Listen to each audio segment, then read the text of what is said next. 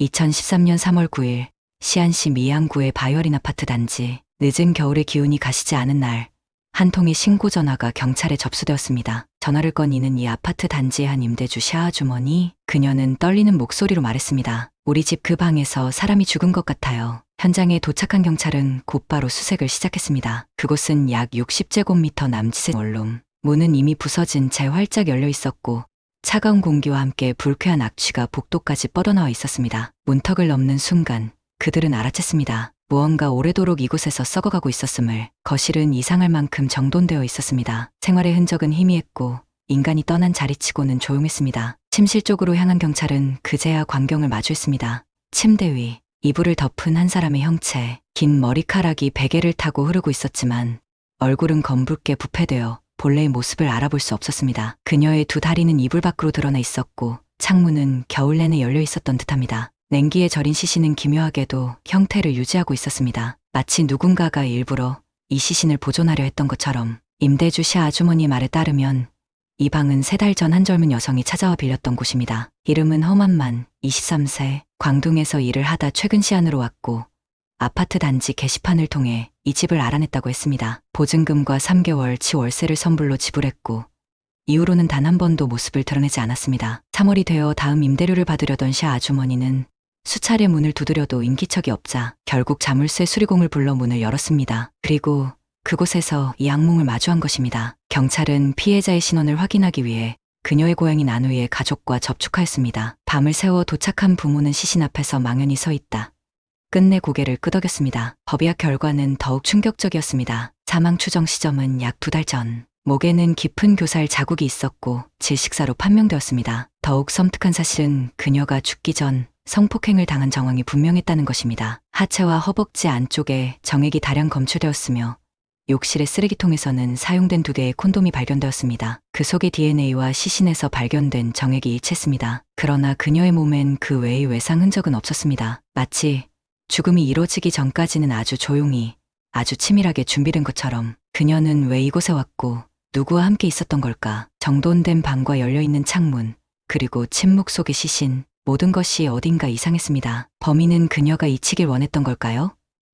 아니면 누군가에게 이 장면이 발견되기를 기다린 걸까요? 하지만 그 방엔 단순한 살인의 흔적만 남아있던 것이 아니었습니다. 조금씩 이상한 징후들이 드러나기 시작했습니다. 먼저 경찰은 집 안에서 감나가는 물건을 전혀 발견하지 못했습니다. 피해자의 지갑과 신분증, 은행카드는 자취를 감췄고 옷장은 엉망이었으며 서랍은 거칠게 뒤집혀 있었습니다. 노골적인 수색의 흔적이 남아있었고 누군가가 분명 무언가를 찾고 있었다는 건 분명해 보였습니다. 즉, 단순한 성범죄가 아니라 금품을 노린 침입의 가능성이 함께 의심되었지요. 그런데 침대 옆 머리맡 협탁 아래에 깨진 채 버려진 자명종 하나가 있었습니다. 전원이 꺼져 있었고 배터리는 튕겨나가 있었지만 시침과 분침은 3시 14분을 가리킨 채 멈춰 있었습니다. 문제는 그 배터리가 떨어져 있는 위치였습니다. 만약 격한 몸싸움 속에서 자명종이 떨어졌다면 배터리는 바닥 근처에 있어야 합니다. 하지만 그것은 협탁 안쪽 하단 수압판에 얌전히 끼어 있었고 본체는 침대 반대편으로 날아가 있었죠. 누군가가 이 장면을 만들어낸 것처럼 전혀 우연 같지 않았습니다. 그 자정인지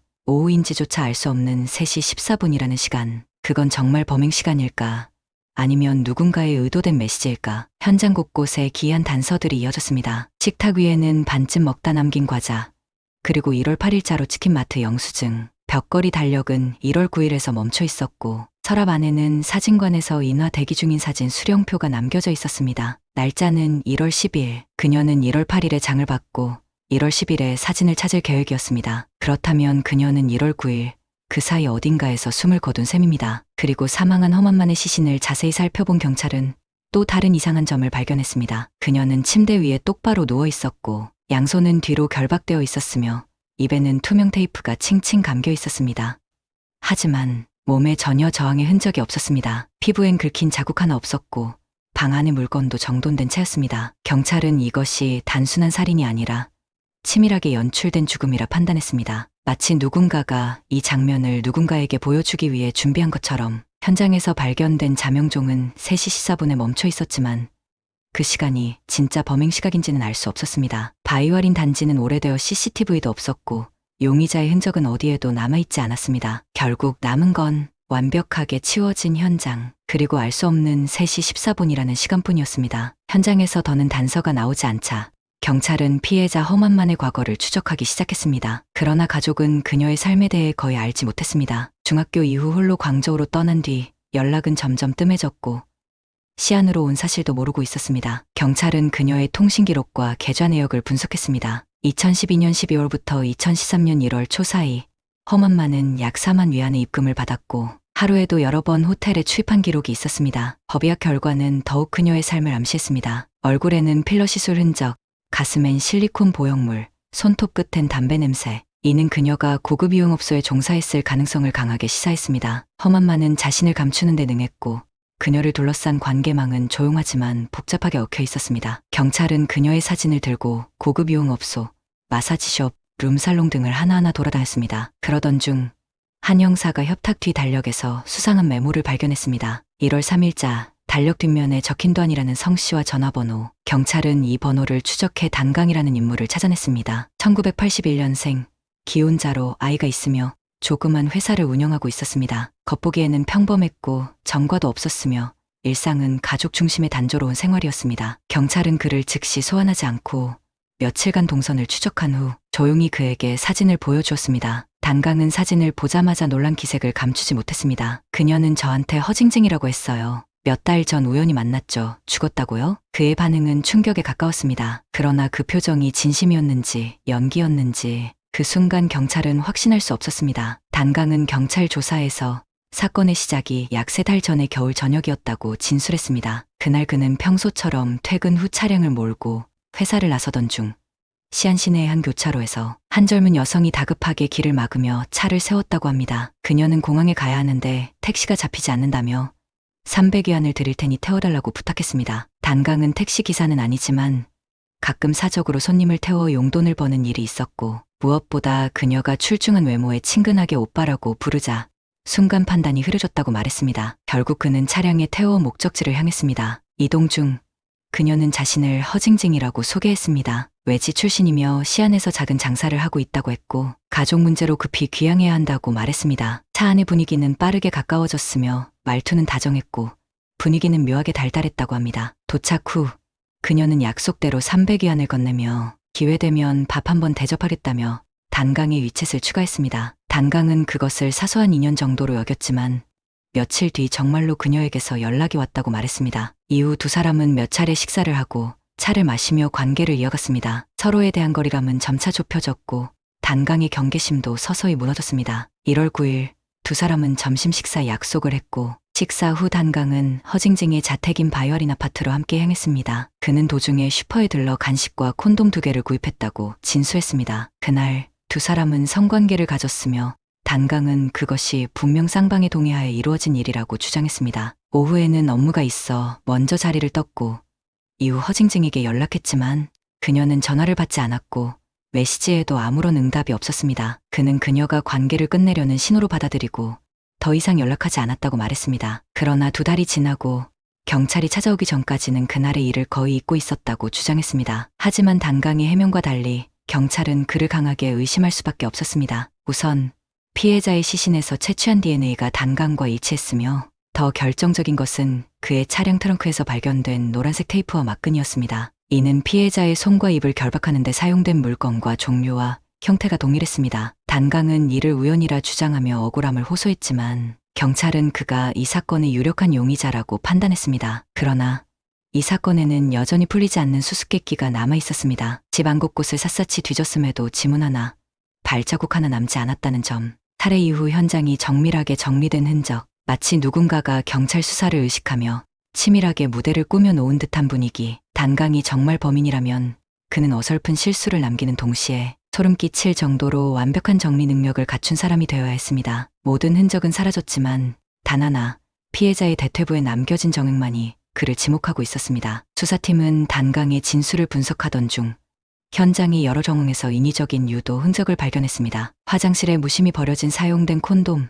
지문 하나 없이 깔끔하게 정리된 범행 현장, 그리고 피해자의 달력 뒷면에 적힌 단강의 전화번호. 이 모든 것이 오히려 너무 노골적이었습니다. 범인은 마치 경찰이 단강을 의심하도록 유도하고 있었고 단강은 그 덫에 완벽히 걸려든 셈이었습니다. 진짜 범인은 따로 있다는 가능성이 점점 뚜렷해졌습니다. 이때 수사팀의 한 경찰이 험한만의 사진을 들고 시안 시내의 한 사우나 마사지 센터를 찾던 중 결정적인 제보를 받게 됩니다. 그곳의 한 직원은 피해자를 알아보았고 그녀는 험한만과 함께 일했던 적이 있다며 입을 열었습니다. 몇 달 전 험한만은 사우나를 그만두었습니다. 그날 낯선 남성과 함께 검은색 아우디 Q7 차량을 타고 나가는 모습이 목격되었습니다. 직원은 당시 상황을 또렷이 기억하고 있었으며 그 이후로 험한만은 다시 나타나지 않았다고 했습니다. 연락도 끊겼고 전화도 받지 않았으며 그녀의 행방에 대해 아는 사람은 아무도 없었습니다. 사우나 내부에서는 곧 소문이 퍼졌습니다. 험한만이 어느 남자에게 스폰서를 받게 되었고 그 때문에 일을 그만두었다는 것이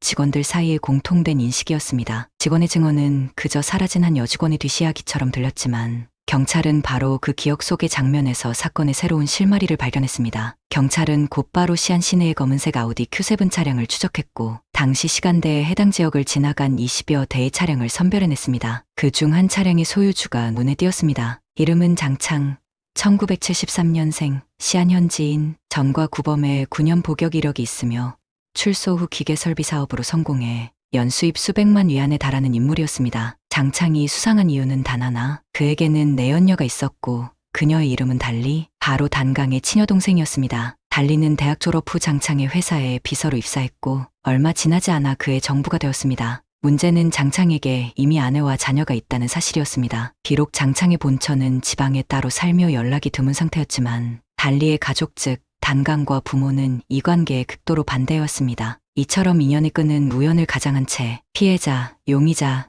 그리고 그 배우를 은밀하게 얻고 있었습니다. 달리는 부모와 오빠의 강한 반대에도 불구하고 장창과의 관계를 끊지 않았습니다. 직장을 그만둔 뒤에도 두 사람은 몰래 관계를 유지했고 장창은 시안 시내 중심가에 고급 아파트를 사주며 그녀와의 관계를 더욱 공고히 했습니다. 문제는 이 불륜 관계의 그림자가 험한만의 죽음과 연결되어 있었다는 점입니다. 경찰은 장창을 비공식적으로 조사하기 시작했습니다. 하지만 그는 처음부터 단호하게 말했습니다. 험한만이라는 여자는 모릅니다. 그러나 그의 사무실에서 압수한 숨겨진 예비용 휴대전화는 모든 것을 무너뜨리는 결정적 증거였습니다. 디지털 포렌식 결과 그 휴대전화에는 장창과 험한만 사이의 문자, 통화 기록, 계좌 이체 내역이 고스란히 남아 있었습니다. 심지어 사건 당일 이전 마지막 통화까지 존재했습니다. 결국 증거 앞에서 장창은 고개를 떨구었습니다. 그리고 입을 열었습니다. 맞습니다. 제가 했습니다. 직접 죽였습니다. 장창의 고백은 충격적이었습니다. 그는 단강이 자신의 연애를 방해하고 자신을 깔봤다는 이유로